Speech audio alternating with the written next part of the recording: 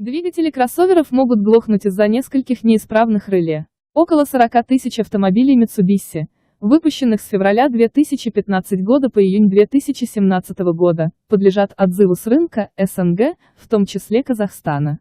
Речь идет о 5493 кроссоверах Outlanders 2.4 и 3-литровым агрегатами и 33 406 экземплярах ASX с 1,8-литровым двигателем.